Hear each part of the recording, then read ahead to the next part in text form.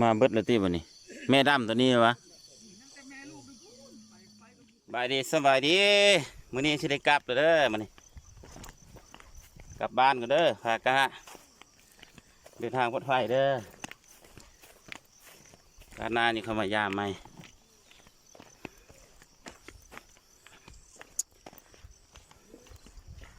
ล่างไปหาท่าเหือ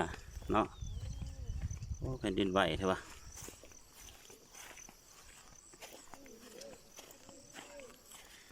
วันนี้สิกลับบ้านแล้วมื้อนี้พี่น้อง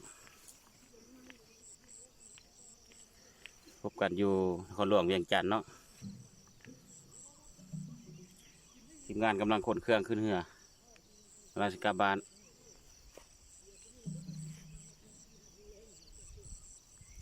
ผู้ว่าสิฮอดจักโมงเนาะมื้อแรกนี่เนาะ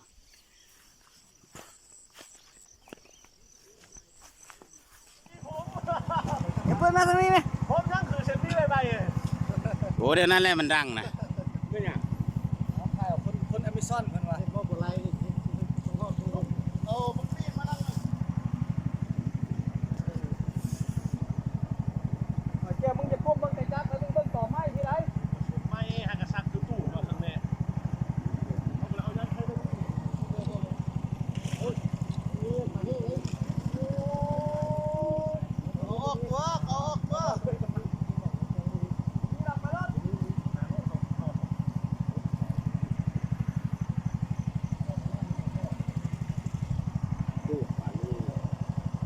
อันนั้นนิดๆเดินได้แล้ว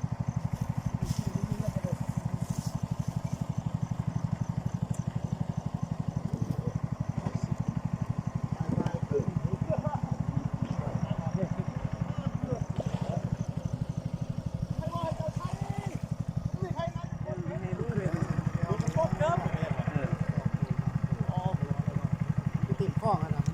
มันกลางมันจะมีโป่งอยู่ หมอมันขึ้นเต็ง มันบ่ได้เต็มไฟว่ามัน40-50ต้นนะมันบ่มีน้ำบ่มีลาย ฝนตกพี่น้องเลย เบาปล่อยมาเต็มพุ่นเหรอก ำลังเดินทางออกไปหาหน้าเขื่อนฝนตกฝนตก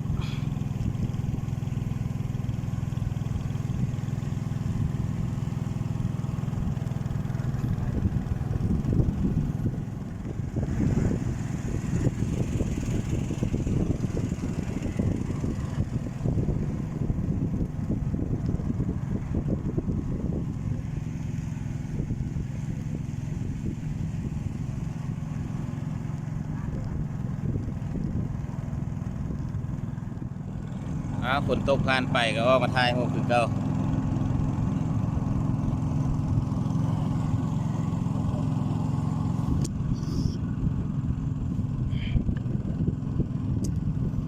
มือมาละตากแดดมือกลับละตากฝนสว่าอุดมสมบูรณ์แล้วเนาะ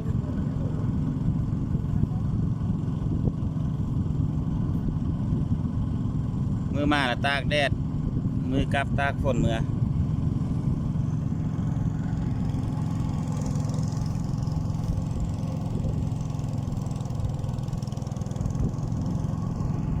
มาเด้อพี่น้องเด้อมาเที่ยวเมืองเฟืองเด้อเที่ยวประกาศน้ำตุกตาด ขี้เหงาเลาะ ประกาศ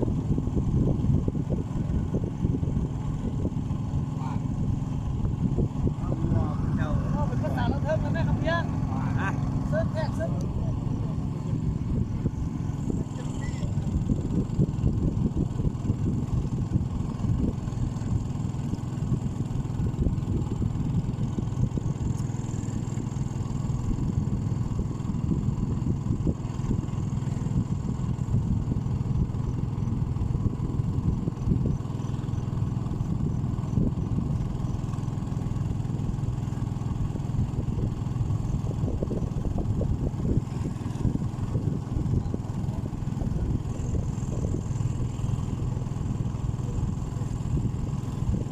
บ้านเราเด้อ ใกล้ชิมอแล้ววันนี้ แนวพุ่งมีกาแฟพุ่งมีกับพุ่ง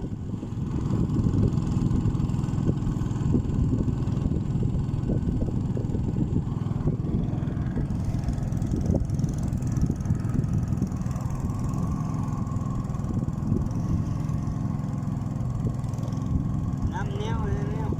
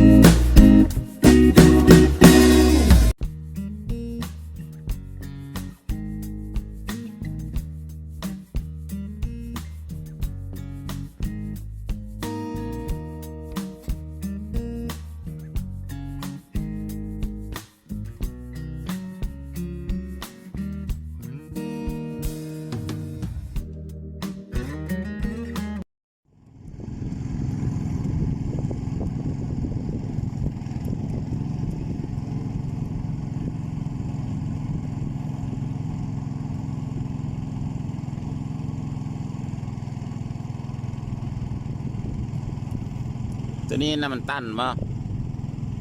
น้ำแห้งบ่นู่นน่ะ ไปดีกับซอสนี้ไปนั่นกับซอสไปแห้ง ตัวเป็นจอมอยู่นี่คือว่าน้ำบ่ท่วมเลยเนาะเนาะ โอ้นี่ก็พอจะตัด โอ้ปั่นส่งผมไป